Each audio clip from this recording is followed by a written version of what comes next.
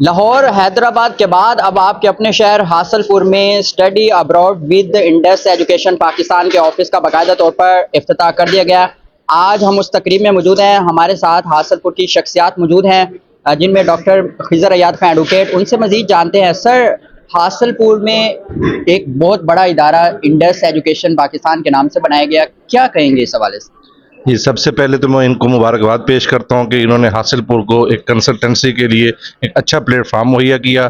بلا شبہ یہ وقت کی ضرورت بھی ہے، اور کیونکہ یہ حاصل پور سے بلانگ کرتے ہیں، عامر سعید صاحب نے یہ انیشیٹو لیا ہے، ہم ان کو خراج تحسین بھی پیش کرتے ہیں۔ اور آنے والے وقت میں جو اسٹوڈنٹس ہیں ان کو یہ کنسلٹنسی دینے کے لیے جو ان کا عہدہ ہے، اور آج نے اپنی اسپیچ میں جو بات کی ہے، ہم ان کو انڈورس بھی کرتے ہیں اور ان کے دست بازو بنیں گے انشاءاللہ۔ ہمارا سوشل نیٹ ورک جو ہے، ہمارے جو تعلیمی حلقے ہیں، یہ کچھ اسٹوڈنٹس کے لیے، ہماری کنسلٹنسی کے لیے جو بھی خدمات ہوں گی، اور بطور ہماری آرگنائزیشن ہم ان کے ساتھ ایم او یو بھی انشاءاللہ میٹنگ کر کے سائن کریں گے کہ ہم ان کے سیمینارز کنڈکٹ کروائیں گے۔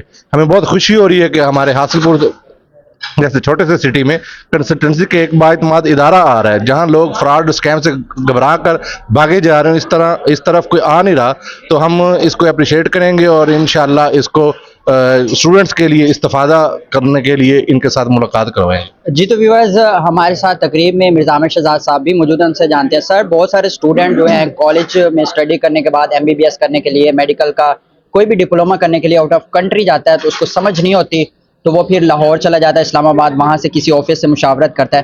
تو آپ کیا کہیں گے، آپ کے اپنے شہر حاصل پور میں ایک بہت بڑا انڈس ایجوکیشن کے حوالے سے ادارہ بن گیا ہے، کیا کہیں گے؟ بسم اللہ الرحمن الرحیم۔ جی، سب سے پہلے تو میں ان کی جو ٹیم ہے ان کو مبارکباد پیش کرتا ہوں کہ انہوں نے یہ ایک چھوٹے سے شہر کو اتنا بڑا بنا دیا، اور دوسری بات یہ ہے کہ یہ اتنا بڑا سیٹ اپ جو ہے یہ حاصل پور کے لیے ایک تحفہ ہے، یہاں کے بچوں کے لیے تحفہ ہے۔ اور ہمیں پہلے شہر سے، جس طرح آپ ابھی بتا رہے تھے، شہر سے باہر جانا پڑتا تھا اور ایک ڈر سے ساتھ رہتا تھا کہ یار ہمارے پیسے نہ کہیں ڈوب جائیں، کبھی کچھ ہو نہ جائے۔